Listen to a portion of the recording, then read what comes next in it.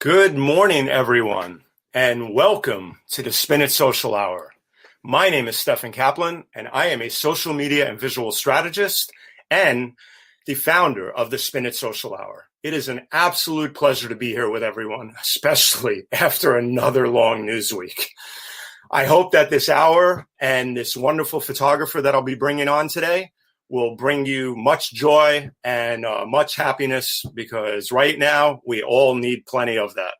So this will be an hour of delight, of beautiful photography from an amazing photographer. And Gary Hershorn is his name, and I can't wait to bring him on.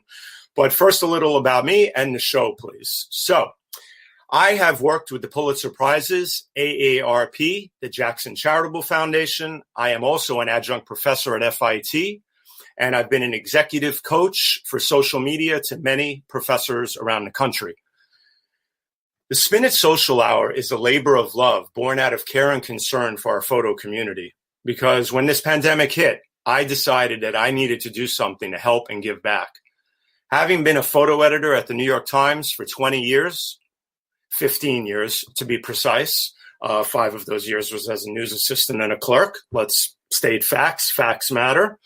So out of all those years at the New York Times, I've gotten to know photographers around the world. And my heart was breaking for our photo community when this pandemic hit, because amongst others, it was hit really hard.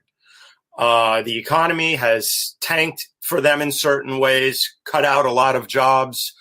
And think about it. I mean, everything's been shut down. Concerts, games. Well, games are started again, thank God. And many other events. So I wanted to reach out, get their names out there more, let them tell their stories, and for you to see their beautiful work so that you will give them business, hopefully, share the knowledge about them, and share their work. So while we're at it, since you're watching this morning, and thank you for sharing your Saturday morning with me and the Spin It Social and Gary, is please share this broadcast. Please hit share now. Please hit share whenever you come on, and let your friends know about this. So I would now like to give Gary the buildup that he deserves, but we must pay bills, and we're thrilled to always have a sponsor. So I want to let you know about a show that I've been directing and producing as a live stream producer for a gentleman by the name of Emilio Pardo, who is a visionary brand strategist. And we have a new show called Real Talk Live from the Barn. A new one will be scheduled soon. Here is the intro.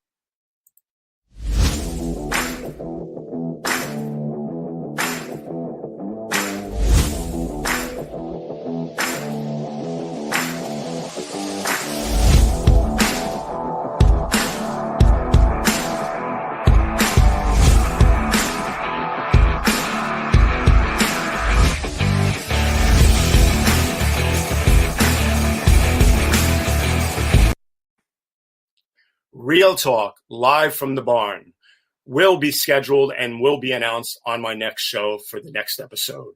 It is a show revolving around all aspects dealing with COVID. The next show will deal specifically with the economy, and we will have some great experts on. So thank you. So now, why we're here with the great Gary Hershorn. Here we go with the build-up for Gary. Oh, my God. Sit back, grab your coffee, and enjoy this one, because you are going to love it. Okay. Gary Hershorn is a Canadian photographer based in New York City. His 41-year career began at United Press International in Toronto. He switched to Reuters in 1985 as chief photographer Canada before moving to Washington, D.C. in 1990. Gary led major event coverage of the 9/11 attacks on the WTC, Hurricane Katrina, the Haiti earthquake, along with numerous sporting championships and entertainment events.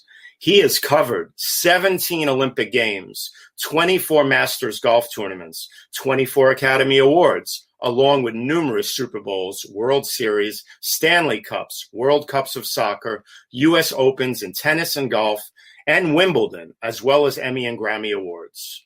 In the summer of 2011, as the 10th anniversary of the 9/11 attacks on the World Trade Center approached, Gary began to document New York City, the ever-changing skyline of the city as it entered a construction boom, and began pairing the skyline of the city with various celestial events that happen in the skies over Manhattan. Everyone, I can't tell you enough about Gary Hershorn's work. Going through his work and editing it for this show and showing his work here at the beginning was a treat, an honor, and I can't wait to have him on right now and bring him on and have him meet you. Gary, how are you? Good morning. I'm great. All right. You know, the first thing that just ran through my mind is you'd be running around right now taking pictures, man. I hope we didn't cramp your style this morning. No, I had plenty of time to go out, but, it was kind of like a blue sky sunrise this morning, and they're the most boring.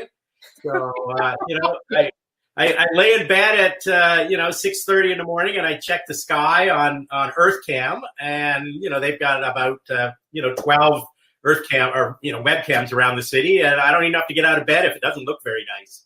And it's really boring.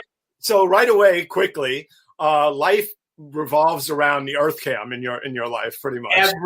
All day long. I'm checking various angles from east to west, west to east, north to south, south to north.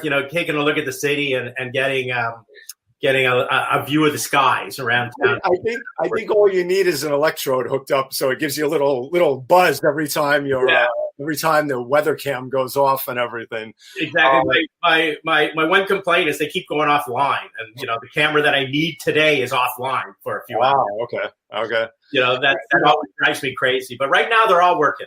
That's the thing with technology, and it never ends. I mean, we've had a few hiccups here along the road, like everybody does with live streaming and other things. And you know what? You learn to roll with it, right? I mean, absolutely. There's only so much that we can all control. There used to be a time when, you had to make a commitment to doing a sunrise, right? You had to get up and go out in the dark and wait for the sun to come up. And maybe it'd be cloudy, maybe it wouldn't, maybe you get lucky. But now, you can just lie in bed and at that last second make a decision as to, go out, by the Hudson River and shoot some pictures. Right. Well, I have to tell you, man, after a news week like we've had again and again and again and again. Unbelievable. I'm like, your photos are so therapeutic. I'm glad you say that because, that's one of the biggest reasons that I do it. It's less about me doing it for me and me doing it more for the people that follow me on social media. Right. I get so many messages from people thanking me for showing off New York City. And there's so many people right now who are New Yorkers who have left town. Right. And this is a connection to their city that they can't see day to day anymore. Right. There's right. so many people that dream about coming to New York, and there's so many people that have left New York. That's right. And retirees and people. And so it's really nice that they take the time to reach out and make a comment, on a direct message and say thank you for the work that you're doing. Because not only are you one of my favorite photographers and always have been, but the other thing is that, having been, the tie-in with us is more than just photography. You come from a wire background. I come from a wire background, having been a supervising photo editor for the Times Wire service. Right. So, we understand each other. We understand looking at your stuff is like magic. And I know how much work it takes. I know what the effort that's put in day and night. But the magic is that for you, it's passion. It's passion. It is. Definitely. It is passion. And, with the work that I'm doing now, I can't get the wire photographer out of me. So that, last night, I'll shoot a moon rising over the city last night with Mars, mm-hmm. and it's published on Twitter and on Instagram 5 minutes later. I'm not the kind of photographer that posts it the next day, and goes home and does all sorts of post-processing on it and try to make it better, make it look as great as it can be. You just shoot it in the camera, make it look beautiful in the camera, drop it into your phone from the camera and post it to Instagram. I'm taking a look right now, since you're saying that it was just posted, and the magic of StreamYard. By the way, this is StreamYard that I use. It's a wonderful, wonderful platform. In fact, it's my favorite platform. I'm in love with it. It's changed my life being able to do all this stuff this way and connect the universe. But let's show what you quickly shot here. That's the moon, and that dot on the left is Mars. Okay. There was this big celestial event that was being written about last night. Wow! Well, look at that! The moon and Mars were rising, and that's shot from from the docks in Newark. Oh, okay. Across those houses there are in Jersey City. Yep. So I'm in Newark, the foreground's in Jersey City, and the background's Manhattan. And I always like to juxtapose, something in the foreground from another state. Right. Well, that's the beauty of this program, of this platform, and doing what we do now at Spin It Social Hours, being able to bring things to people in real time and just put it right up there. So there you go, folks. That's what Gary was doing last night while you guys were taking a nap or enjoying a nice show at home. Gary was producing more incredible images. That was at 7:25 last night. All right. Well, so wow, there's so much to go over. Let's start from the beginning, baby. The first thing, why did that come off, is the logo there. Is remember, everybody, welcome to the Spin It Social Hour with Stefan Kaplan and Gary Hershorn. And we welcome you to a great hour plus of photography and discussion around all visuals and Gary's work and his journey. And what a journey it's been. So let's start off with the basics. Gary, what got you as a kid, as a young man, and you're still a young man, don't take it the wrong way, is you're a kid at heart. I know you are. So I can tell by your energy. What got you started in photography? When did you get the bug, man? It started in the summer of 1977. I was given a camera by an aunt. The camera just happened to be a Leica. Okay. Whoa, excuse me, a Leica. A Leica, M3. And I didn't know anything about photography. I wasn't really interested in photography. I was always interested in journalism as a kid, but never, into the photography. So she gave me a camera, and I didn't know how to use it. I didn't know what it meant. And I went to university that September 77, and there was a little ad in the first week of the student newspaper. Okay.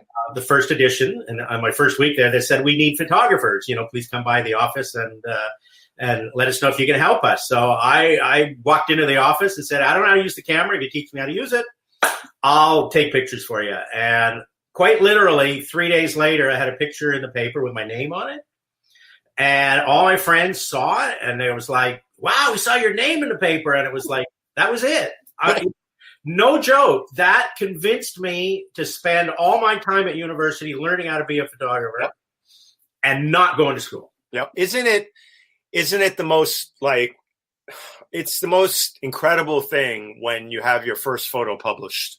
It is. No matter where it is, no matter what it is, I'll always remember the first photo that I had published, Absolutely. And I ask people all the time, what was it that, where was that? And, how did it happen? And there are two things that people always talk about, watching your, back in our early career, those of us who shot film, watching that first picture of yours come up in the developer tray, and seeing something that you took show up as a print. And under the red light, and getting your first picture published. But for me, that first picture published was it. It was such a hook that I couldn't let it go.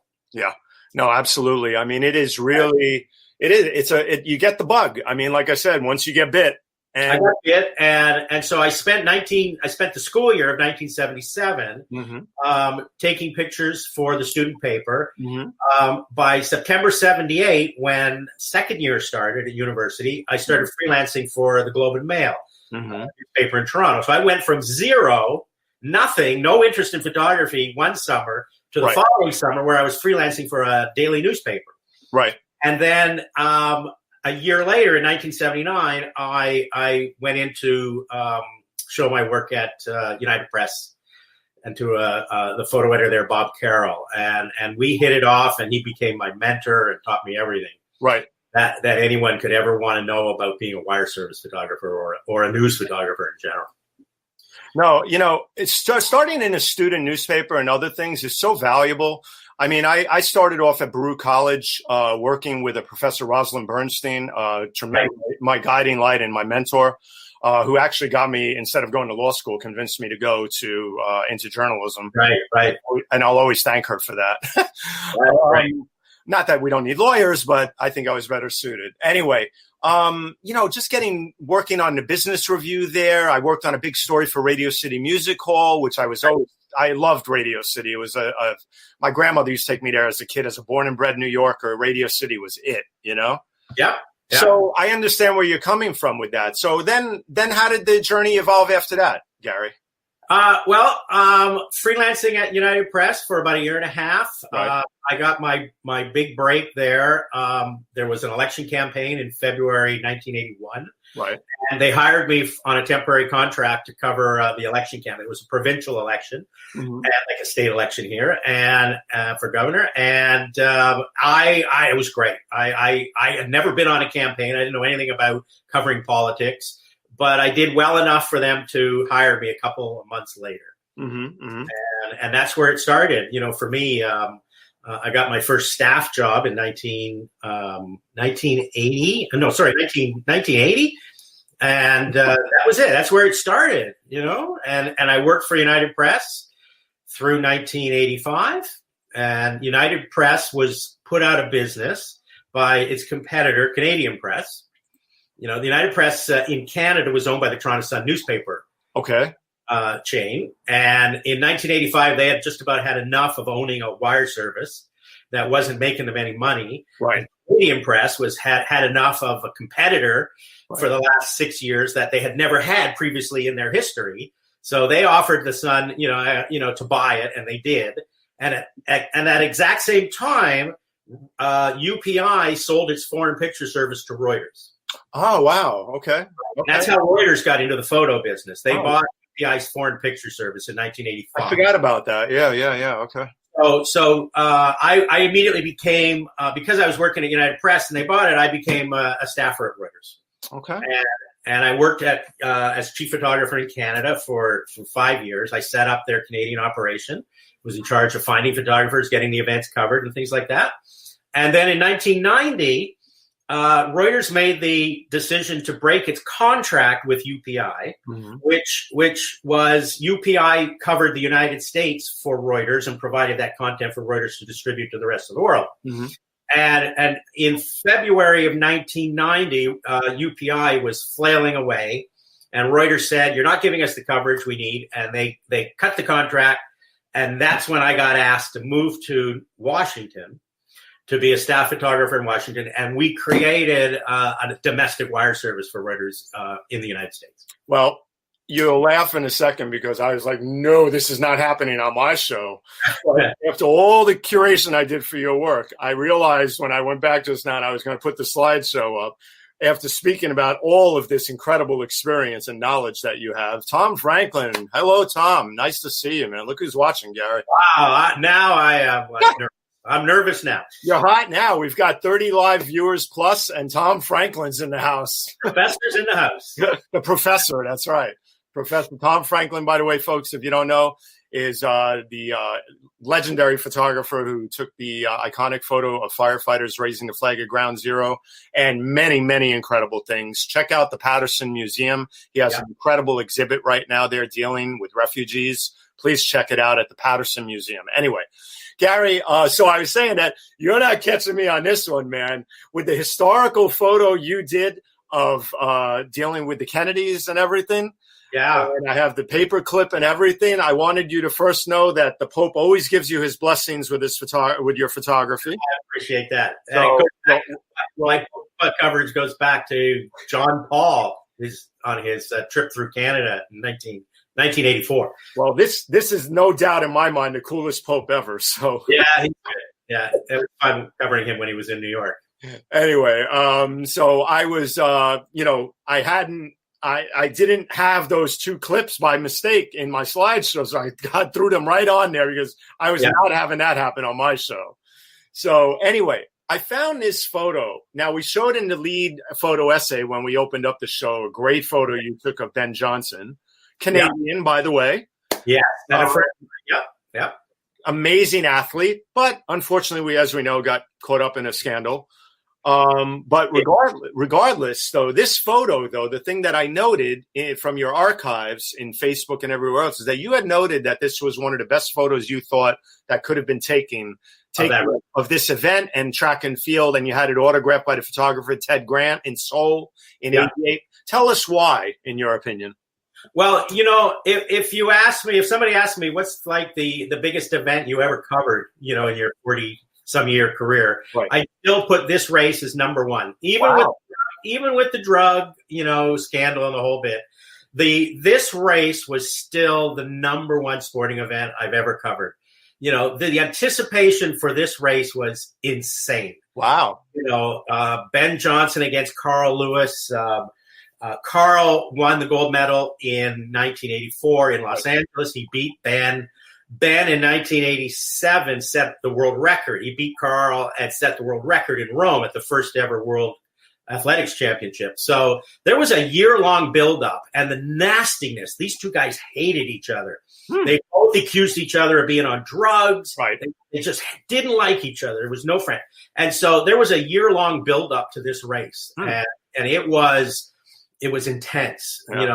You know, when we finally got to race day, like I spent the summer with Ben in Toronto. Wow. You know, I became friends with him. I had exclusive pictures of him training all summer in Toronto. Okay. You know, all sorts of behind the scenes stuff of him. Right. Funny story with Ben. You know, when I first went to the practice track with him, you know, Ben was also like a celebrity. Paparazzis were chasing him. He was like the number one athlete in the world. Right. In 87 or 88. And the first day I showed up at the track, you know, and he said I could come, right? But the first day I showed up with my cameras to photograph him, I'm standing there, and he did a practice 100 meters. He's walking back to the starting lines, and he dropped his shorts, and he's standing there like in a jockstrap. No joke. And I'm standing there looking at him, and he's looking at me, and I'm looking at him, and I'm thinking, if I take this picture, I'll never come back. And I never took the photo. And I absolutely believe that moment cemented a trust between the two of us. Yeah, you know, if there's a way to bond, it's by letting a guy drop his shorts in front of you. Absolutely. So we bonded. I didn't take it. We bonded. And I had full access to him for weeks after that. In the weight rooms, the massage rooms, there was all the places he was getting the drugs done. All right, let's move on with this one, man. Because this is so this picture was taken by a great Canadian photographer, Ted Grant, and he shot it with a 300 millimeter lens at the finish line with a Leica, no less. And it's just everything's there, right? No, it is. It is. Each other. Yeah. I, on the other hand, you know, was about 10 feet to the left of Ted, and that first picture that you showed. Well, my picture showed the distance by which Ben won the race. Right. You know, it was almost like, as a photographer, the leader ran through your frame, and then everybody else went through. He was that was this photo right here, folks. Just quickly, I'm not going to show the slideshow again, but I'm just going to show the quick intro right there. That's it right there. That's it there. So we're about 10 feet apart, and you can see the two different pictures that we got. Right. So that's kind of cool, actually, doing it like that. Yeah, good. But anyway, perfect timing. It's right at the beginning of the slideshow, so I didn't have to wait long. That is number one. That event is, without a doubt, I've never witnessed so much build-up and so much anticipation and so much. And luckily, the race was at like 1 o'clock in the afternoon because it was in Asia and they wanted it at night, you know, on NBC. Right. Well, you know, it's, you know, the career, I mean, the sports events that you've covered, I've pulled a few here. But, you know, I'll never forget, speaking of another race in a different context, the home run race between McGuire and Sosa that year. I mean, I think everybody was like giddy and caught up in it, right? They were. I'm telling you, all the steroids. You know, if there were steroids involved, I was probably there. There was this, and then Marion Jones's gold medals at the Olympics in Sydney. Oh man, I tell you, what would sports be without a little scandal? You know, I spent about a week and a half with Marion, so it got to the point where everybody I was spending time with, you know, behind the scenes, tested positive for drugs. But wow, you know, I mean, this was a true summer of fun. Yeah, no, this was a true summer of fun. I mean, I was almost done with baseball at a certain point because of the free agency thing and everything else. But these two made that summer really fun. Absolutely spectacular. Yeah, it was like one ball sailing out of the park after another. Absolutely. And watch the ESPN documentary on it. It's fantastic. Yeah, but I mean, then we go to tennis. I mean, I've seen a lot of tennis photos. I've known a lot of great tennis photographers, Adam Stoltman, many people that I've worked with, many of the Times photographers.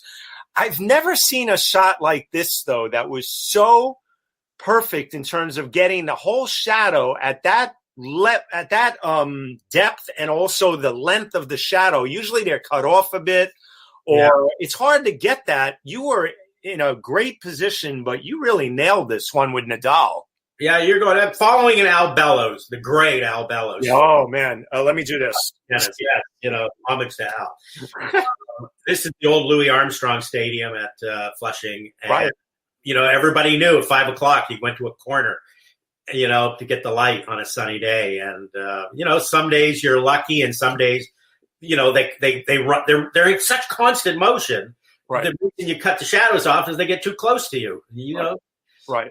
No. You really nailed this, and that's very hard to do. I know it is because I've seen a lot of tennis photos, and that is a very, very intense and great shot. Then, of course, we go to swimming. All the Olympics you covered. I could have pulled a million photos. I caught my eye. There's always that amazing balance with platform diving, especially in pairs. Right. Wow. Right. Man. I mean, I'll never forget the summer that Greg Louganis hit his head on the board. I was there in Seoul. Yeah, I wasn't there when he hit it. I had covered the morning session, but didn't go back for the afternoon session and missed it. Yeah. But the thing that you want to say about the Olympics is always remember, time and place. And anytime you can put the Olympic rings in the background of an Olympic picture, you pick spots specifically to put the rings in the background. Right. To distinguish it as being a little more special. Right, exactly. I love swimming events in general. So, then we go to, I had to find this, because I found this and I remembered something about this, but oh my God, I mean, being a Canadian, baseball in a freezing ice storm, you must have been in heaven. Well, this is opening day for the Blue Jays. Game 1, first pitch, Bill Singer throwing the first pitch to the White Sox. And, this was April, early April 1977. Right. And I think I borrowed my brother's Pentax Spotmatic F to go to the game. I bought a ticket to go to the game. I think it was $10. Right. Something like that, and this is day 1 of the Toronto Blue Jays. And I think they even brought out a Zamboni, right? They did. They had a Zamboni that sucked up water. Oh my God! And before the game, one of the Chicago White Sox players that was like the picture of the day used a couple of catcher's shin pads as skis and 2 bats, and he was cross-country skiing across the field. You got to love it, man. Oh, my God. What fun. Before I was ever a photographer. So, and then here, look at Gary, folks. Back in the days, in a hallway behind MJ, I presume this is after they won a championship? Yeah, this was a great story. Quickly, they won the championship that night, and Michael comes walking down the hall. Right. Go to the interview room, I guess, and he's being chased by all these reporters. Right. And I was the editor, right?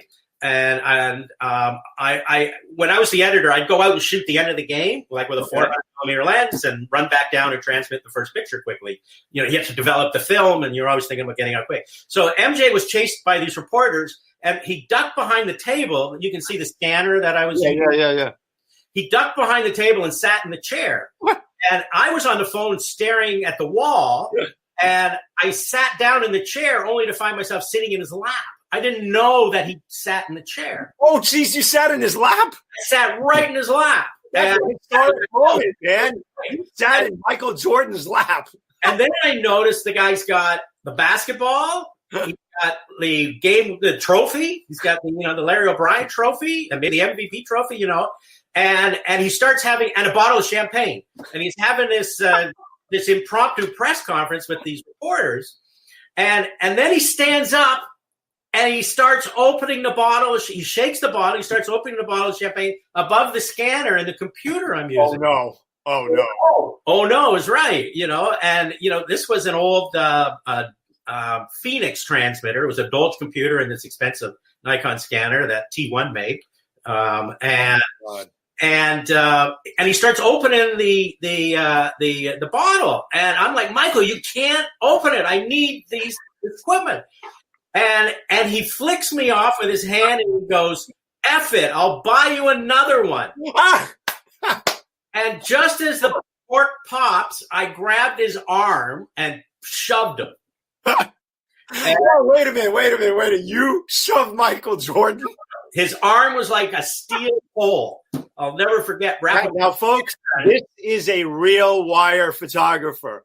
Don't mess with transmitting the photos, not even Michael Jordan. I think I even said to him, look on the screen, I'm sending a picture of you. And he, hey, David Brensler from Merlin, the people that made this transmitter. That's right. Wow. Look at that. Hello, David. Thank you for joining us, David. The champagne came out and it hit the table and it rolled underneath the scanner and the transmitter. Wow. And we didn't have a backup. I saved our night there by shoving Michael Jordan. Wow. I met him once in the locker room at a Knicks game.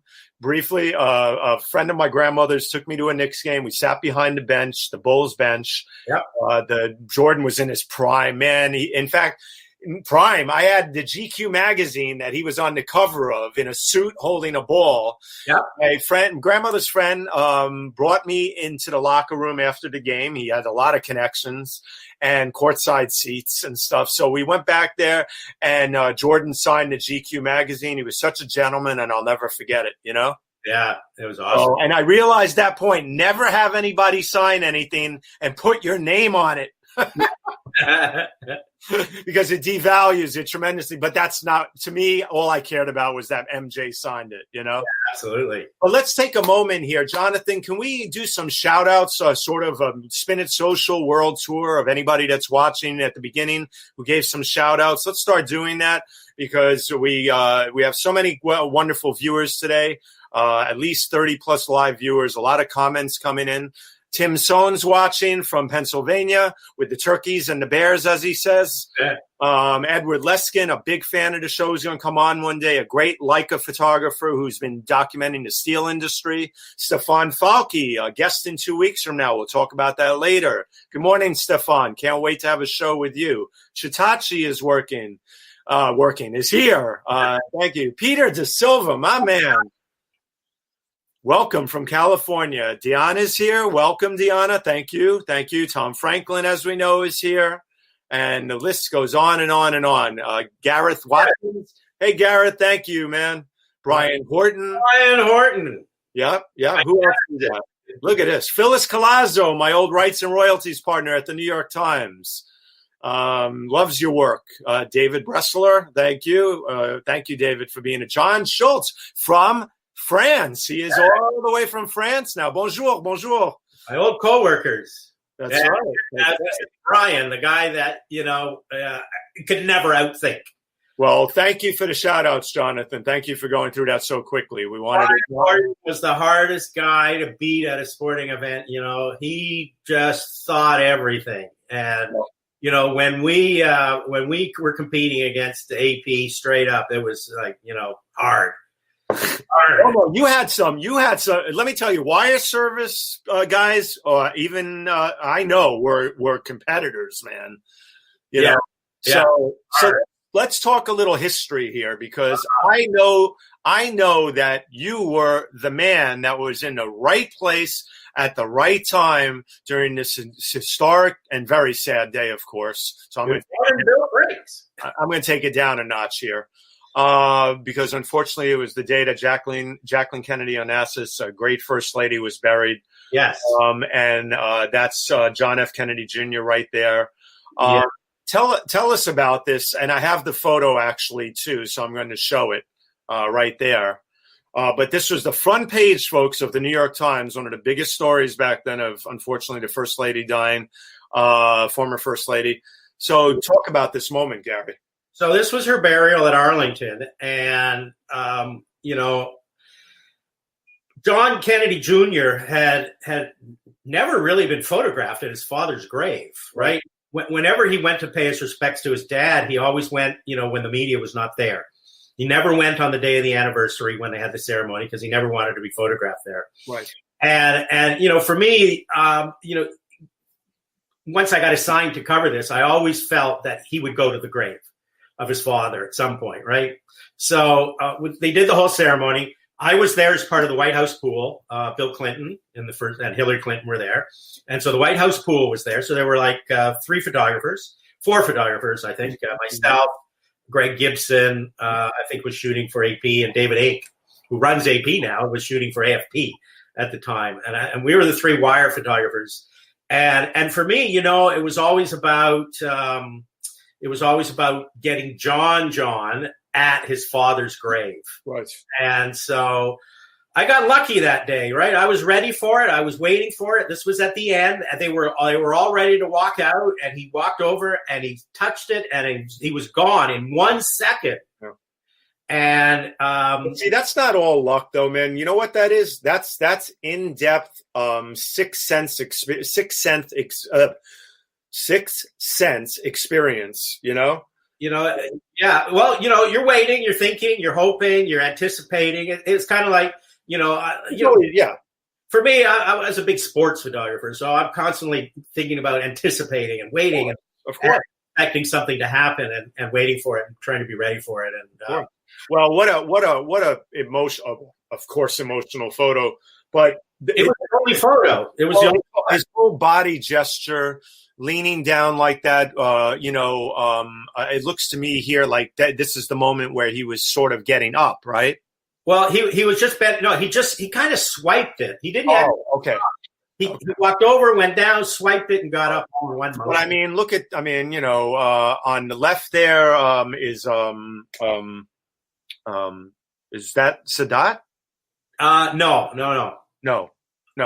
This one, no. I didn't know. Yeah, I didn't remember who was at the funeral. So Carolyn's behind him with her husband. A big resemblance on the left. So yeah,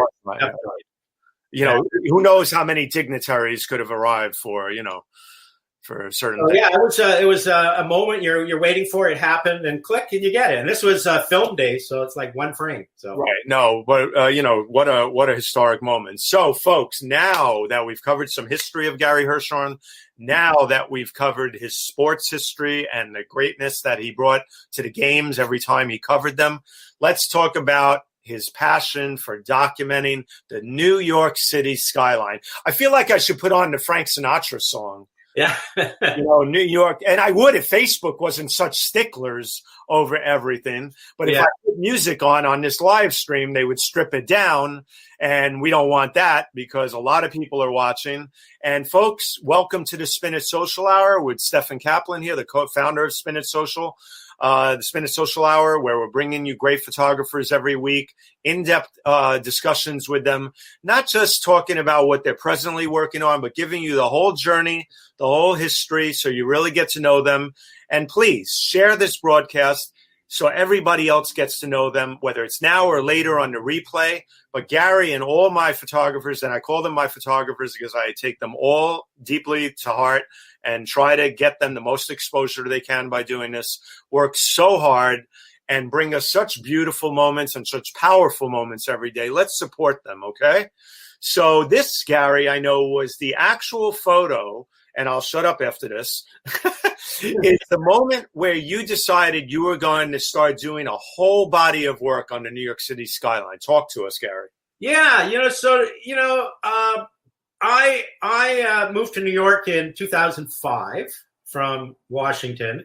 And it's funny that I didn't really pay any attention to New York, and the skyline and the light and the moons and sun. I never photographed that until the summer of the 10th anniversary of 9/11. And, it was, let's face it, New York went through a lot for 10 years after 9/11. The They city did. became stagnant. There was no development going on. Nobody was sure they wanted to build in New York anymore.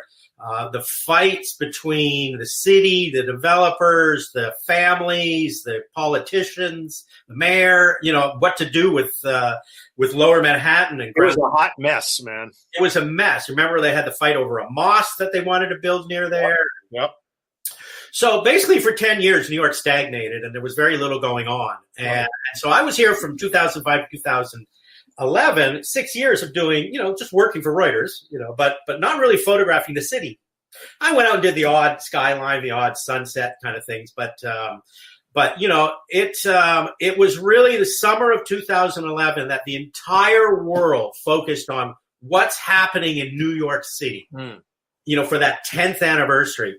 I don't know if the same kind of feeling will happen next year for the 20th anniversary. Yeah, that's right. Next year's the 20th. Wow. But the 10th anniversary was an extraordinary summer of shooting New York City for everybody. Right. Every photographer working in town was trying to come up with a cool idea on how to shoot New York. I think Mary Otama at Getty shot with a wide lux. People were doing black and white. Right. A lot of people were shooting with, remember Hipstamatic? Yeah. There were the filter Hipstamatic, I think it was. Well, I have to say one thing in discussion here, because that's one thing I love about bringing you guys on and guys, Universal, everybody on, is that my photographers, is that I love digging into your thoughts about special moments like this, because, that is really important to acknowledge and tell everybody. When these big events happen, the one thing that happens in photography in general, whether it's a 10th anniversary of something or, for example, when the hearings were going on recently for the last Supreme Court justice that was nominated, that was put through. Brett Kavanaugh. Kavanaugh, thank you.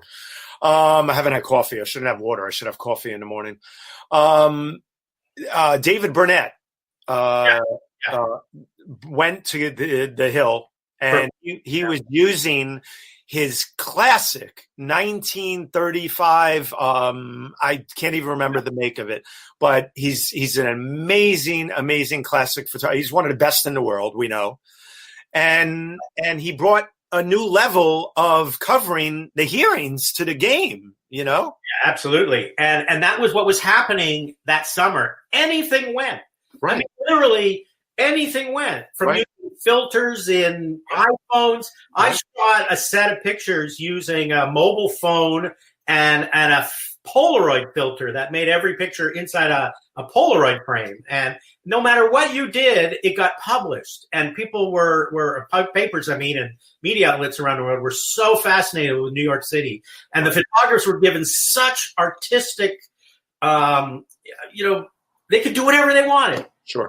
And people wanted anything but the same straight photographs that we've been doing constantly. Oh, yeah. No, well, that's the one thing that I'll always say, no matter what. The thing that truly distinguishes unique events, of course, is finding those unique moments and photos. Right. So I started walking the Hudson River Walkway in Jersey, from Hoboken in Jersey City. And I started, looking at how the city looked at sunrise and sunset. Right. And I started taking pictures that I had never taken before. And it was like, wow, why am I not doing this? Right. And it was also that summer that you can see there, One World Trade Center finally was coming out of the ground, right? That's right. Maybe a third or a quarter of the way up. Right. And it was, Well, and that's the thing why I selected these photos. First you have that one where the World Trade Center was coming up from the ground. Right. And I chose this Midtown photo to show another part of New York because it's never ending. So with this picture, this is Hudson Yards. Hudson Yards changing not only the west side, the skyline of New York in general. Right. And what is really frustrating to people like myself and photographing, behind the tall one is 30 Hudson Yards there. Right behind that is the Empire State Building. I know. That we no longer can see. Yeah. And if you look at this same angle today. Mhm. To the left of the building that's black on the left there of 30 Hudson Yards, they're building 2 more buildings right now. Oh. And they're building another one to the right. So when you take that by being in Jersey and you used to shoot the Empire State Building straight on down 34th Street. Now you got to go like to 48th Street to get by the buildings to see it. And it's still not a clear view, and it's like, one of my favorite places to shoot is a place called Hamilton Park in Weehawken. Oh, yeah. And I noticed, I was there last week, and I noticed that there's a building going up that's going to block the Empire State Building from there. So I got to now, instead of going to like 48th Street, you're going to have to go to like 55th Street. Getting the city to see the Empire State Building from. Speaking of Jackie O, and that's why, I'm a born and bred New Yorker, so I always keep up on my New York City stuff, and I've always admired people who have fought long and hard to protect the city, and it's beautiful. Right. The skyline, the parks, the neighborhoods like Greenwich Village. There was a wonderful gentleman on last night from the Greenwich Village Preservation Society. While we're at it, let me bring and introduce my co-producer, Jonathan Borstein, on. You do. Jonathan, say hello to everybody. Tell everybody a little about yourself and what you help me out with every week, which I gratefully appreciate. My name is Jonathan Borstein. I am a full-time flaneur, a sometime writer, and part-time tech. The gentleman I helped interview last night is Andrew Berman, the executive director of Village Preservation. They have a wonderful site that just deals with the history and the architecture of what is known as Greenwich Village, although Greenwich Village itself is West Village, NoHo, East Village, and the strange DMZ I live in, sort of in between all of those.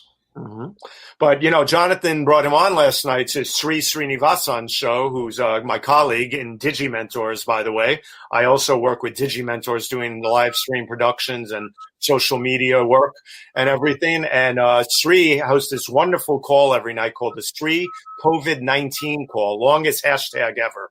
But anyway, the reason I brought this into the picture right now, pardon the pun, is that Jackie O, who, when you photographed her funeral there and service, was a staunch advocate, as we know, for protecting the skyline and the especially Central Park. Right. And look at all these skinny, ugly buildings that are being built around Central Park. Every time I walk in Central Park, not lately, it makes me cringe when I look over towards the plaza and that whole direction there and other directions now. And then these toothpicks of buildings. Why is that? Because that's the only thing they can do to get past the rights, what do you call it? The air rights. The air rights, because they can't do it a certain width. They can't do it so they build these toothpicks. And now they're doing all these fancy toothpicks. It's just horrible. They're ruining the whole skyline. They, they're creating a new skyline. Yeah, but they're also, harming a lot of things are being harmed in Central Park, nature-wise, because now a lot of those buildings, from what I read years ago, are creating a lot of really problems with the natural way of like the sun hitting at a certain time of the day. Birds are getting confused, migration patterns. So shadows being thrown into the park that didn't used to be there. So. Right. Jonathan, I'm sorry, you were going to say? The trick that a lot of the developers use is to buy the air rights above a landmarked building, then apply to a space to produce these needle-like or sliver structures. Many of the architects today do not do what architects did 100 years ago. Right. Which is to fully examine the shadows thrown by the buildings. Right. All right. Well, they frequently skimp on environmental impact of the structures if they don't misrepresent it altogether, which is a separate issue. That doesn't surprise me. So, Jonathan, do you have a quick question for Gary? I know you always have a great one. Brings us back to Gary's celestial work. Yes. Halloween this year, if memory serves, has both a full moon and a blue moon. How do you plan to photograph it? Well, I'm not going to give my secret away. What I will say is on Halloween, we have the ultimate alignment that we strive for. And just by as luck would have it, the alignment is perfect on Halloween for what I think is the best moonshot and the skyline. And, it'll rain that night. Just because it's perfect. It's a picture that I tried for about 3 years to get. And every time, it lines up like every year and a half or so. And the first 2 or 3 times it was cloudy, so let's hope for Halloween. Because let's hope. Everybody's talking about it. This blue moon on Halloween, a full moon, blue moon, Halloween. Well, you couldn't write the script better. Let me tell you something, man. The amount of moons, I'm losing track. Oh, they all have a name, and I can't put my finger on it, but I don't know when the moon became a thing. I know when did the moon become a thing? It was about 10 years ago. Okay. Thing and now it's like in sports where somebody might write a feature article about the upcoming game 1 of the World Series. Right. Now every month they write a story about the moon in 2 weeks and what it's called and how to watch it and how to photograph it. And every month now the moon is a thing. Wow. I got to tell you, it's amazing. I'm sorry, Jonathan. Go ahead. You want to close out? Have you thought about collecting, like 12 moon images and doing a calendar? I have, but the problem with that is not every month we get to see the full moon on the night it's full. Right? You see it the night before, which is okay, or the night after, like last night, for example. But I've never got around to doing the calendar, although I've been asked to do one, quite a bit. So. All right. Well, Jonathan, thank you very much. We're going to continue on. Thank you for driving the car behind the scenes. See you soon. All right. Jonathan Borstein, everybody. So, Gary, Edward Leskin, an avid liker, user, and supporter of the show, says someday it might look like a cross from Blade Runner and Dante's Inferno. Yes, the skyline is becoming surreal and disturbing. It is, and it is changing, and but you know what? There's no stopping progress. No. I spent some time with some PR people with a developer, and they just basically said, it's a transformation of the skyline. It's a transformation of New York. Mm-hmm. What are you going to do? People want to build. People need a place to work. People need a place to live. Right. Build Hudson Yards, right? And everybody wants to live and work there. The buildings are full. I know. And it's like they're so cheap. I mean, Oh yeah. It's like they don't have enough office space there, and they've got they just keep building and building. That Neiman Marcus is closing. It didn't make it in COVID and all that. And what are they going to do with the store? They're converting it to offices. Because they can't get enough people who want, they can't get enough space for the people that all want to work in Hudson Yards. Right. No, I tell you, man. But, let's dig deep into some of the other stuff now. And I'll go through it as we're digging deep because we want to get through everything. With this picture here, one of the things I mentioned, this is, during COVID back in March and April when it was at height, we weren't going into the city. Right. And the photographers in New York that were working every day were documenting the health workers and the quiet streets. And I stayed mostly in Jersey, where I live, trying to find ways to show off COVID in the work that I typically do. And this is one way where most people didn't notice, I'm sure, but the Hudson River was never so calm as it was in March and April because there was no boat traffic. None. Look at that water, man. It is absolutely still. You'll never get that type of reflection and color with no ripples in it, Now, you're also at the mercy of the wind and the weather. Right. But if the weather was calm and if there was no wind, there were no boats to stir up the water. Right, look at that. It looks like ice. That's also a longer exposure. So okay, but still, I mean, it looks like ice. You could go skating on it. It was, those are the subtle ways to try and show what was going on in New York Right. during COVID. So, And then, of course, I was going to bring your lightning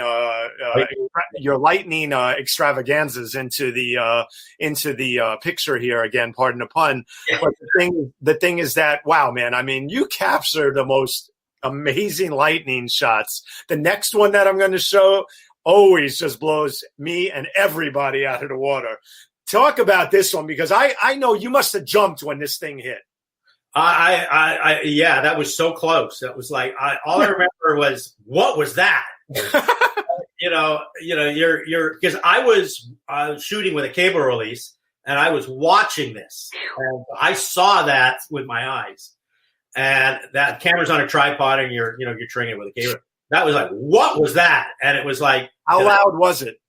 It was the thunder after that was very loud. It was close, and it was like, did I get the picture?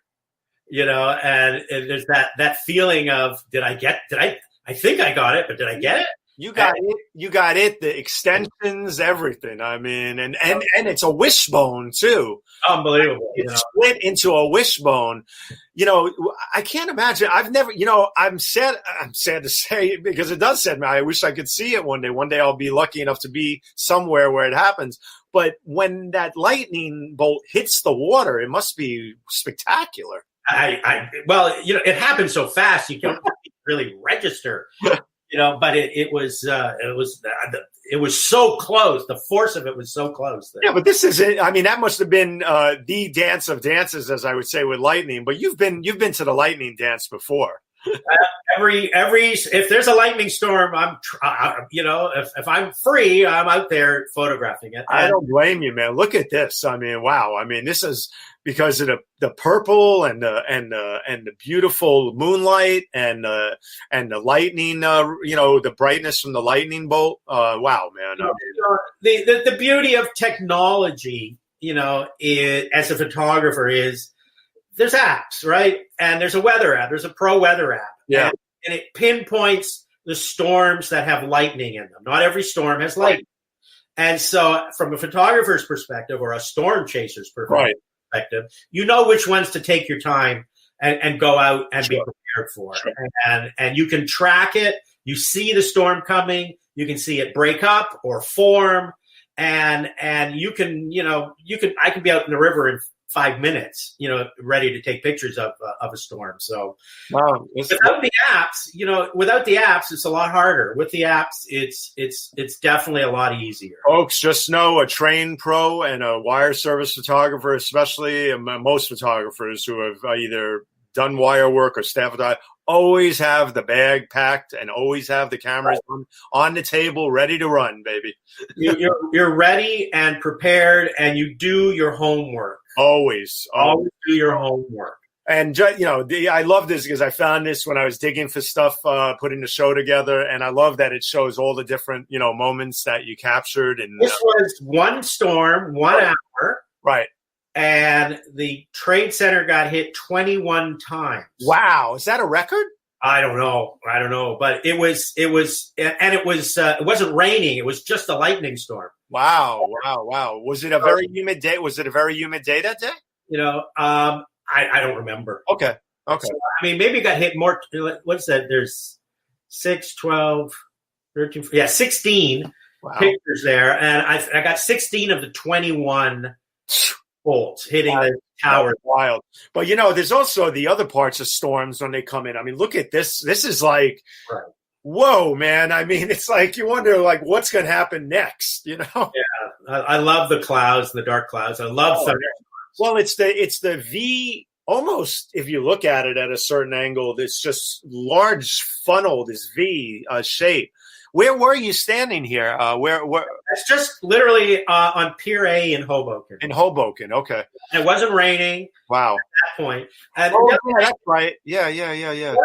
On this storm, it hadn't started raining yet. This was the clouds coming in. But the other nice thing, there's about 3 or 4 spots along the river in Hoboken and Jersey City where you can go out in a storm like lightning and have a roof over your head.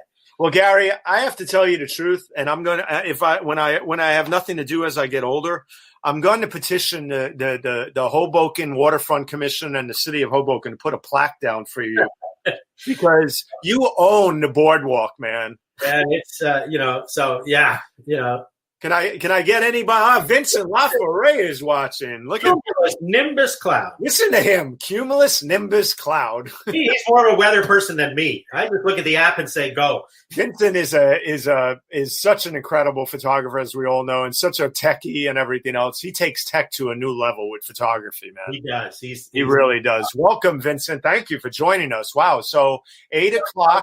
I hope the baby's well. We hope the baby's well. We hope you guys are well in California, and stay well. Thanks for joining, Vincent.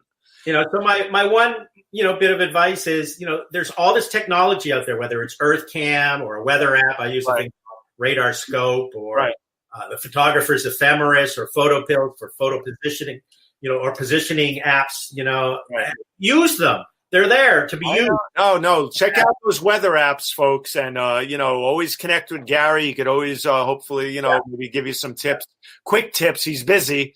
No. Anybody can hit me anytime. Look at that. Okay, folks, you have an open invitation to connect with Gary and get some tips here and there.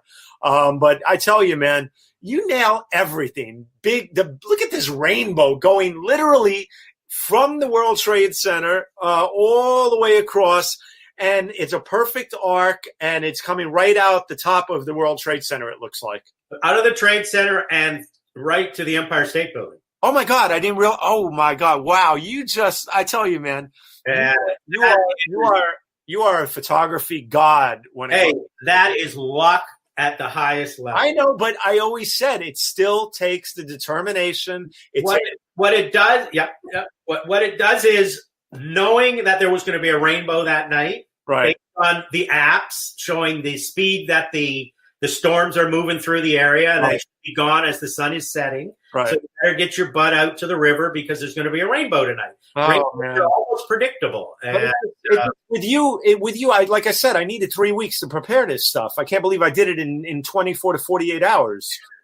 Because, it was like going through an archive of one magnificent shot after the other. I'm not embellishing things here, folks. Its archive is mind-blowing, especially the New York City skyline stuff.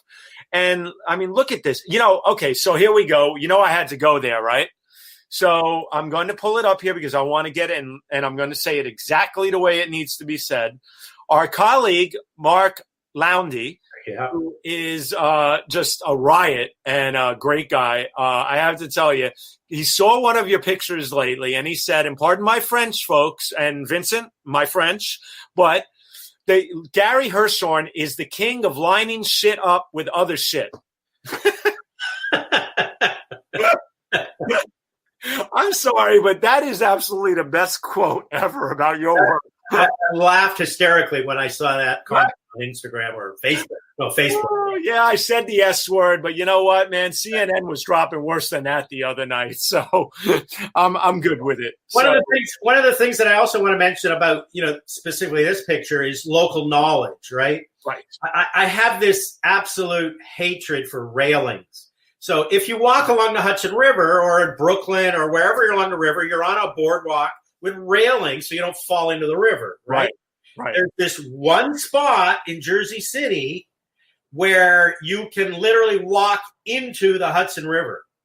It's a park. People walk their dogs and all this stuff is going on there, but there's no railing. And so I love going there on the night of the Tribute in Light. Yeah. Because you can do this kind of picture. And you can get people standing there without a railing in the photo. But that's local knowledge. You got to know where those spots are. We want you to go visit Gary Hershorn on Instagram. We want you to also visit his website, which we'll put up on the screen again for Celestial. It's NewYorkCelestial.com. We're going to get to his book really quick soon, and we're going to explore some things. I'm not done with you, Gary. Yeah. And we're going to make everybody know about your book. Everybody should buy Gary's book. It is a collector's item to be in your collection, and I can't wait. I have to have an autographed copy for my collection from you. It is just a keeper. It was done with a wonderful publisher named Warren Winter. Mm-hmm. What is Warren's company again, Gary? I'm so sorry. PSG Wire. PSG Wire. Warren Winter, Warren, Winter, like winter. Check him out, PSG Wire. And Warren puts out some great books, and he worked with Gary on this. And I'm going to plug Warren and make sure everybody knows about this, and we'll show the book cover. But, man, I tell you, what a beautiful, beautiful collection of stuff.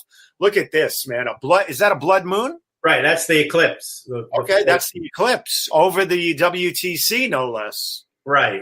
Wow. The oldest night of the year. Wow, look at that. But we're going to go through some of this other stuff here. Look at this. I'm a big fan of, before the pandemic, of going to the Oculus, and when hopefully we get things back to semi-normal, I'll be down there again. I could stay down there all day doing Oculus shots. Yeah, me too. So my question is, the city now has two great grand transportation halls, Grand Central and the Oculus. Right. And I ask a lot of people which building they prefer to photograph. Right. And it's split. It's absolutely split. Most people like Grand Central because I'll go with it's a dead heat for both. They're so different. One's modern, one is, One's 2001 Space Odyssey, and the other one is, like Edward said, with certain things. And the Grand Central is classic New York, Right. And the difference between the two is the Oculus can be photographed both in and out. Right. And Grand Central, there's not much you can do outside. Exactly. But I do urge everybody, if it's still open, is it, Gary, the Campbell Room in the Grand Central? I don't. The Campbell Room? Yeah, the Campbell Room is this amazing historic room that was built where you can go have cocktails and other things. It's amazing in Grand Central. Yeah. Anyway, the Oculus is so futuristic. It's so amazing. It is. Look at this. I mean, outside, oh man, it is just built for like amazing, fascinating photos. It is, and the Oculus for me was when they first built it, especially from the outside, it was better to photograph, right? Because they're using the plazas now. They've got places for people to sit, and they've got food markets and markets in the summer, and they're filling up the plazas. And you can't shoot clean pictures anymore. No, I know. The Oculus first opened, they had a walkway that went underneath the Oculus over to World Trade Center, right, with this white pristine hallway. Right. And at some point, they put a block long TV screen. Right. On the side of down one side of it. And I think the New York Times architectural critic, I think Michael Kimmelman, ripped Westfield, who owns the place, ripped them for taking this superb, clean, beautiful white marble place and destroying it with, Lay's potato chip ads and it's unfortunate. And their answer was very simple. Somebody has to pay for this structure. And that's how they do it. And the other thing is the floor of the Oculus, what used to be just nothing but white. Right. And now they have kiosks and oh my God, the kiosks. Oh, I know. The kiosks ruined the whole aesthetic. Totally. Photographing it from those wonderful higher levels that you could get to, right, and photograph. And now there's all these kiosks. My God, there's like a dozen of them. It is a shopping mall after example. I know. It is owned by Westfield. I know. But can you imagine kiosks being put on the floor of Grand Central? No. Great floor? No. So, New York, like you said, keeps developing. But, in certain ways, I look at certain things as progress. I look at certain things as you can't stop it, like you said. So you might as well go with the flow with certain things. And, these types of new structures that are built with these amazing views. Right. From above. I forget the name of the deck here. This is the Edge at Hudson Yards. The Edge, right. Wow, I got to get up there one day, man. It is spectacular. And one of the things I wanted to point out here is, and again, as a photographer, that's on the Edge there. That's opening day. Right. If you go back, one of the things is you have, as a photographer, will see things, right? Right. And you have to remember that, you got to come back and visit a certain corner in New York to get something that, So with this, I saw this potential picture in March of 2019. And it was when the Edge was being built, and I saw the sun going behind the platform, in March of 2019. And I thought, wow, when there are people up there, this is going to be a really nice picture. So 1 year later, the Edge opens in March. It just happens it opens in March 2020. But I look at the apps, I figure out what day I needed to be up there. And it didn't occur to me. I got to admit, I got all these pictures of the sun, at the end of the point coming into the Edge. But it didn't occur to me that the best picture was going to be when it went behind it and it came through the glass floor. Because that's where the sun is, right behind it. Yeah. Look at that. Wow, that's right. That's the sun coming through the glass floor and creating a natural starburst there. Yeah. So, but it's having some patience as a photographer, making a mental note that I got to come back. That's shot from like 8th Avenue and 9th Avenue, and 40th Street. Right. Outside. That's beautiful, man. Well, I got to get up there one day. Look at that view, man. It's spectacular. Wow, yeah. I can't wait. But let's talk other classics, man. I love this picture. Some people would just probably pass it up in certain ways. This is a beautiful picture. It has everything in it, man. The athletic, beauty of this gentleman going up to slam dunk this ball, the Empire State Building in the background, the beautiful gate.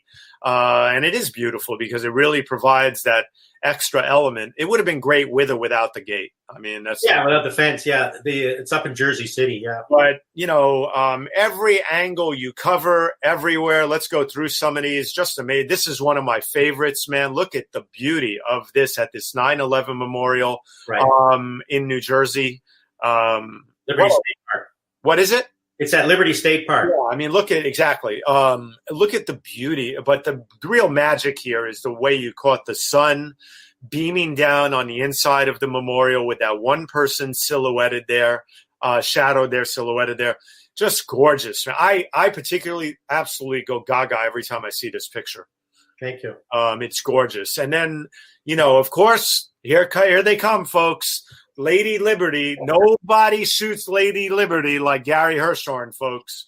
Here we go. I mean, between Lady Liberty and the blood moons and the harvest moons and the lunar moons. And we're going to stop. This was the, when we were talking about where I started shooting the New York skyline in the summer of 2011, this is when I started shooting the moon. It was a super moon in May 2012. Look at that, man. Look at that. Wow. And I'd never heard the term supermoon before. It was in the news. They were talking about a supermoon this weekend in New York. And I was using an app called Light Track back then on my phone and figured out that there was an observation place out at a place called Eagle Rock Reservation out near Montclair in South Orange. Oh, okay. It's about 13 miles from the city. Wow. The center is being built there, and wow, that orange ball came up, and it was like, oh my god! I know. Look at that. I mean, it's like I never seen the moon like that. I had never seen the moon like that. No, me neither. And that's because most of us who see the moon don't put distance between you and a skyline. You see the moon when you're in the skyline, right? Like in New York City. But what's amazing when you look at this photo even closer, and I love to pick out all the little details, that's just my nature, is looking at this and there's two things you could be looking at here. One is that the building in front of it is like a stand holding it up almost, and it's or like a blow pop. and the other thing, I'm getting a little childish here, but the other thing is that the two cranes at the top there, those are cranes as they're building that building. Sky cranes look like they're almost like little parts of, if it was a face, Yeah. I have a weird obsession with with finding facial recognition and everything, so don't mind me. This is equally as gorgeous. It doesn't always have to be a perfect, like you said, sunny blue day. This is equally as gorgeous. It's this photo here makes me think of my favorite show that's I don't even know if it's on anymore, and that upsets me, is Gotham. Yeah, you want anything but a blue sky in the morning. Right. Look at that. Unless you're specifically trying to put the sun itself behind a monument. Right, exactly. Anything but a blue sky. Now, of course, folks, I have to tell you, if you dig through Gary's archives on his Instagram page, on his website, if you dig far enough, you're going to realize that Gary always calls in the Royal Canadian Geese. Yeah, the Air Force. Yeah. The Air Force, as we call it. He is Canadian, and the Canadian geese tend to be wherever Gary is. I swear they say, oh, there's the Canadian down there, and they just come fly. Look at it. It's like they're walking to the edge so you could get the photo of them looking at the skyline. Yeah. Yeah. But let's talk New York Celestial, folks, by Gary Hershorn, a book that absolutely defies any book you've seen on the New York skyline, and also Lady Liberty, and also just everything else dealing with the harbor and everything else in New York. I have to tell you, it is a gorgeous body of work. And I want to quickly go to the website real quick. Sorry about this. 1 second. I had bookmarked everything but that. And I want to quickly okay, so here's the book, folks. So look at that. That's a great feeling, man, seeing all those books like that. I'm sure. It's the same publisher that did Vincent. Oh, look at that. Okay. Air series. Oh, yeah. Well, I know that's how I got to know Warren, was through Vincent. I've only met Warren once, and I believe it was even online. But I hope to meet him again and have great discussions about him. I'd love to have him on the show one day to discuss photography, and maybe have you and Vincent on with him and talk publishing. That'd be great. That would be great. There we go. There's a future show. So I'll leave it to you and Vince to hook me up again with Warren. Sure. Great. But let me stop this share right here for 1 second, and let me share, because we want to move on real quick here, and we want to get to New York Celestial here, and we want to show this off for Gary.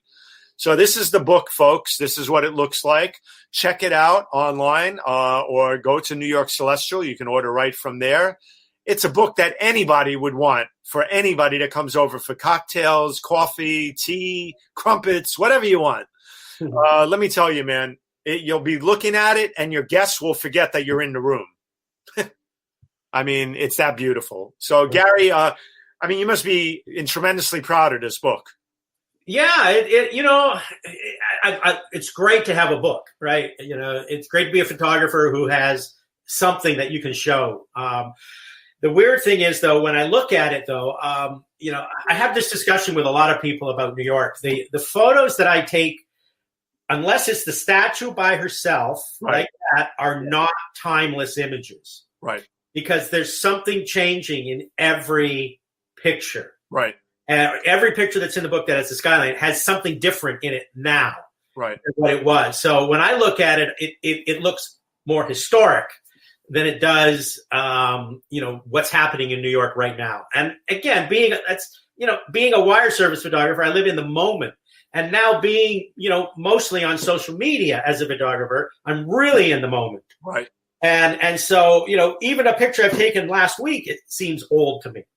Right. But it is great to have this collection of images put together, and published in a volume that, you'll have forever. No, it really is. And I'm so glad I wanted to show it. I wanted everybody to see it. I want everybody to know where they can get it. So I'm going to quickly now go back to our other slideshow. And we're going to go on here and wrap things up in the next 5 to 10 minutes. But I just wanted to go through something. Look at this beautiful body of work, folks. I mean, just. And again, it's knowing, that picture is made from the Manhattan Bridge through right. the Brooklyn Bridge, right. the sun setting behind. That happens for like a week in November and a week in February. Mm-hmm. And that's it. If you miss those two opportunities, you got to wait. So. Yep. No, well, you know when to go, and look at that, man, with the plane flying right over the moon and the Lady Liberty. But this, woo, man, when I see this, man, I'm like, wow, this is it, folks. It doesn't get any better. It's just you know, you go out, you go out, and you go out, and you go out, and you hope. I know, but it Every night look like that, right? It doesn't get any better. This, I don't know. I mean, far be it for me to have to connect you, but you need to connect up with the Museum of the City of New York.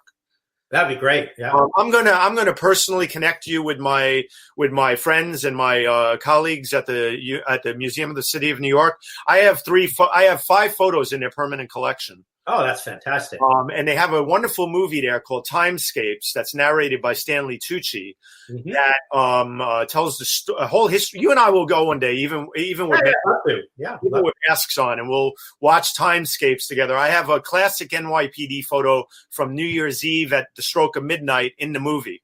Oh, fantastic. Yeah, it's permanent. I tell you, the first time I saw my photo on the same wall as Bernice Abbott and Jacob Riis, I flipped. So that's fantastic. I flipped. But anyway, getting back to this. So my point is, what you do as a photographer can be very repetitive. Mm-hmm. But you got to go back over and over and over again. Ask Brian Horton about all the beautiful work that he does now on the shore, down on the Jersey Shore. Mm-hmm. You go out every night. You don't know what you're going to be given, but you got to go out. And every night it's a different. Go. Consistency. You got to go. And you shoot the same structures, but the light changes every day. Yep. Here we go, folks. It's just one. It's the Gary Hershorn show. I mean, and the Lady Liberty show. Thank God for this beautiful structure that we will always value, and I hope that we can also value everything she stands for, which we all do, which many of us do. But I'm hoping that we can get back on track. I'm not going to get into the rest. Of all the structures in New York, that's everyone's favorite. Yeah, well, it should be. It stands. Empire State Building is second. It stands for everything, and I'm not going to get political here, but we need to get back on track fast. Yeah. So anyway. Let's quickly touch on this, though. You were I know you wanted to be in New York when the eclipse happened and be by the Empire State Building for this one for the book, right? I did. So everybody went running from New York. All my friends went down to North Carolina. They went all over the place to, get the black dot in the sky. Right. And I decided I wanted to stay in New York and try to get we had like 77% right eclipse here. And I wanted to have something of the eclipse for the book.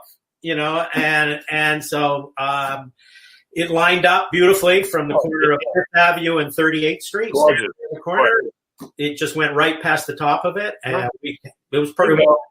And we got enough cloud cover to create enough light that you could actually see the silhouette. I love the Empire State Building shots, especially on Pride Day when they light it up. It's just magnificent. Pride Day is one of my favorite days to be in New York City. Yeah. I lived in West Village for a good 10 years. Great. Everything's beautiful. Yeah, I love the West Village. I miss it dearly. I miss all my neighbors there. I miss my whole life there. I miss my hood. But getting through some more things here, let's roll through pandemic and the nature of how I don't want to say everything changed. I mean, USS Comfort that comes in. I never thought, and I prayed that I would never have to see that ship again. Right. I'm with you. Hope it never has to come back. Because it sent chills down my spine when I saw it again after seeing it on 9/11.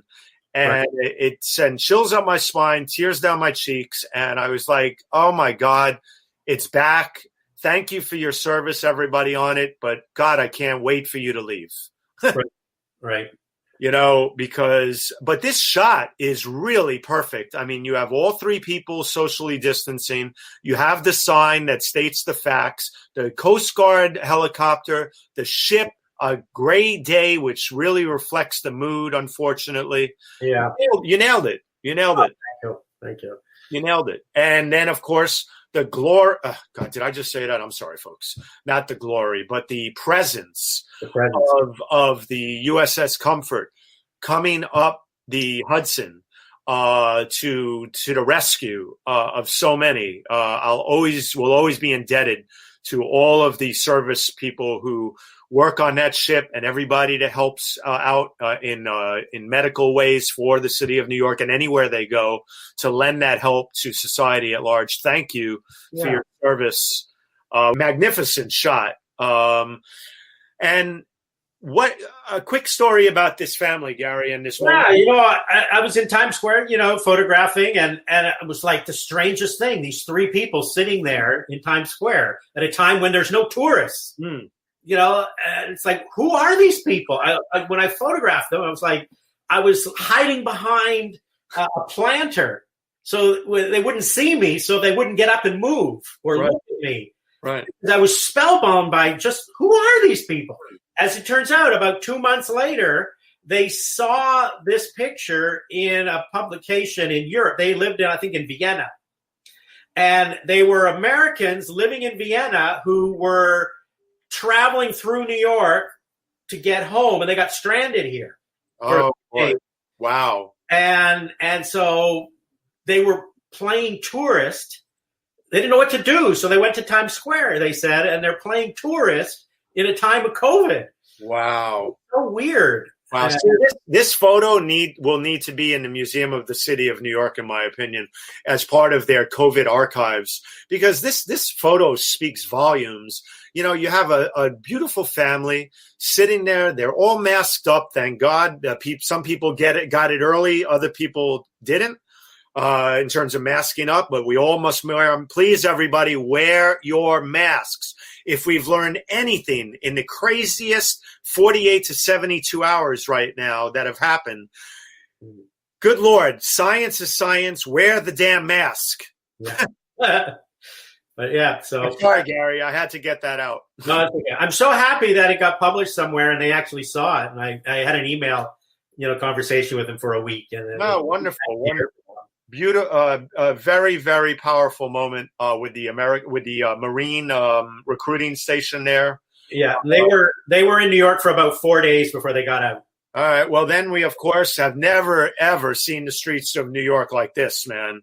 I mean, it changed everything. I wanted to get into the city those weeks, but I couldn't because I didn't want to risk certain things because I wasn't getting paid to do the job. Right. And I didn't want to put myself in danger that way. It's a bit scary coming into town. And, I especially when it first hit, I said, you know what? I'm not doing that. I have a 13-year-old. We have a 13-year-old, and I let you guys do the work. And now I live through the photos that you guys took for all of us to show us what it was like. But this photo here, man, one lone conductor walking through Grand Central Station with a couple of people in the background, but very, very, very, very in this background. This photo is historic. It's so spooky, Wow. Nobody there. Quiet. Spooky, man. No footsteps on the floor. No heels clicking on the floor. Nothing. Spooky, man. And Fifth Avenue. Oh my God. I've been in that spot for 1,000 times or more in my lifetime because I went to school in Upper Manhattan on Fifth Avenue at a French school, and I used to hang out by Rockefeller Center on the way home. I'd walk home. I'd walk all the way from 72nd Street all the way down. I went to the Lycée Français, and I photographed funerals at St. Patrick's for the NYPD, for the Emerald Society, and I've been in that spot a million times where it's been bumper to bumper, packed. And look at this. I will say, though, that the photographers in town did a spectacular job documenting. Oh, yeah. And I want to get some others on in a group atmosphere one day because I think that's the way to do it. But right now we have you, and we wanted to go through your work. But look at the Oculus and the social distancing that's going on there only adds to it. Yeah. People were, this was they're walking towards the New York subway. So these are people that just got off a PATH train. Right. Oh, I know the PATH system well. I lived in Newport for 10 years. Yeah. So they've just got off the PATH, and you can see that but there's not that many people coming into New York. It's how do you subtly tell a story about New York being quieter than it normally is. Right. And that's the thing that you lend to the craft in terms of documenting the skyline is that you take a experienced, phenomenal photojournalist such as yourself with years of experience doing everything, and you've done so much. that and led teams of photographers and stuff. Sure. That you bring that to this, and it only makes it that much better because you have everything put together, the whole package, as we call You're thinking, I mean, like we all went in there and we were all photographing it empty or with like one person walking through or a policeman walking through. Oh, New York is dead. There's nobody here. Right. But in actual fact, people were coming on those PATH trains. Right. But they were coming in a handful, not a train, load full. Right. And then, you have the waterfront here. But if you look closely, folks, here, the mask with the big shield that this shield and mask. Yep. On. Look, to me, it's very symbolic. It's very tragic, too, in my opinion, that you have a gentleman there with a mask and a face shield looking at the World Trade Center, which was the site of the last truly horrific thing that happened in New York. Right. But when you look at a picture like this 25 years from now, you'll go, why were they wearing a mask? I know. And then it'll be, oh, yeah, COVID. I know. Then you have 42nd Street here going towards the East River. Right. Man, wow. I mean, holy mackerel. With so much traffic, you never realize how hilly it is. Hilly, and I never noticed the paintings on the street. No, because it looks like the streets of San Francisco. Yeah, weird. And then, of course, Gary has a whole section on weather shots, which you guys should visit. I don't mean to go through it so fast, but please do. We want to move on here. Then there's, of course, the Hudson Yards and the Empire State section he has, and more on the World Trade Center and Reflection. So once again, folks, just know that Gary is the king of lining shit up with other shit. Sorry, I had to go there one more time. I'm a child at heart. People can criticize me for bringing it up twice. I don't care. What? We come from a newsroom. If that's the least thing we've ever heard in our lifetime, man, look out. So anyway, newsrooms are an interesting place. So anyway, let's, then, oh my God, the fun shots. Look at this, man. What an incredible moment with this dog jumping over everything. Love this, by the way. Snowstorms. It's not. Once you get to winter, it snows every day somewhere in the world. Or it snows all the time. But when it snows in New York, it becomes a news event. Well, this is obviously the PATH train, right? That's the PATH train, yeah. Yeah, and the PATH train, goes. People don't know it goes through. Some things, and this one is particular, I think also goes to Newark at times. Journal Square, Newark. So it has outdoor areas, and look at it covered from the snow, and that guy looking at it. So, and the lettering looks like it's on fire. So the beauty of New York is if it happens in New York, I don't know why, but if it happens in New York, something as ordinary as it's snowing right now, it becomes a global news story. It does. And I like that. I like the fun of that. You never know what you're going to run into. It could be a guy dressed up. It looks almost like Shakespeare, photographing a beautiful model on the skyline area there. Just gorgeous. Here's Gary's beautiful work of art on 9/11 with the memorial lights going up. It looks like rain. Yeah. It's amazing with that blue building and all that glass on the side. Once again, Times Square, just magic everywhere he goes, folks. Foggy days. Overcast days, the sun setting, the sun rising on the Brooklyn Bridge, just ballets going on there. It looks like with the sun setting. And I love what this person wrote here, Harry and McLaren. There are 1,000,001 photographers who work in Photoshop all day long to try to fake a photo like you make, Gary. What an honor. What a beautiful statement. That made me smile when Harrison wrote that because he and I have spent so much time. He used, freelance for Reuters and so much time talking about